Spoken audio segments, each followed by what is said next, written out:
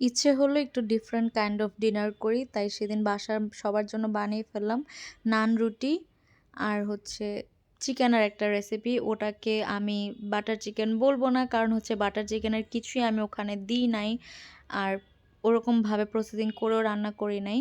তো এখানে আমি প্রথমে ময়দা নিয়ে নিলাম, তারপরে পরিমাণ মতো ইস্ট, চিনি, লবণ আর হচ্ছে দুধ দিয়ে দিচ্ছি, পাউডার মিল্ক। তারপরে আমি হচ্ছে এখানে তেল দিয়ে দিচ্ছি। তারপরে আমি সবগুলো ইনগ্রেডিয়েন্টসকে একসাথে ভালো করে মাখাবো। আর সেদিন নানটা বানাতে আমার হাতের ১২টা বেজে গিয়েছে, কারণ নান যত বেশি মাখা হয় তত বেশি হচ্ছে সফট হয়। মাথার উপরে রাখতে হয়, যত বেশি মথতে পারা যায় তত বেশি সফট হয় ডোটা।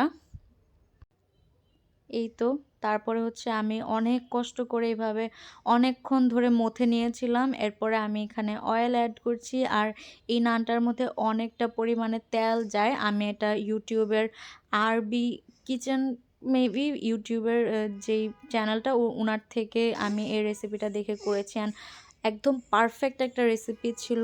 প্রতিটা নান অনেক বেশি সফট হয়েছে অ্যান্ড অনেক বেশি পারফেক্ট হয়েছে। এখন আমি আবার অয়েল দিয়ে ডোটাকে রেস্টে রেখে দিব। যেহেতু শীতের দিন ছিল, আমি হচ্ছে এরকম স্টিলের একটা বোলের মধ্যে ডোটা করে স্টিলের একটা প্লেট দিয়ে ঢেকে আমি হচ্ছে ওভেনে রেখে দিয়েছিলাম, কারণ হচ্ছে শীতের দিন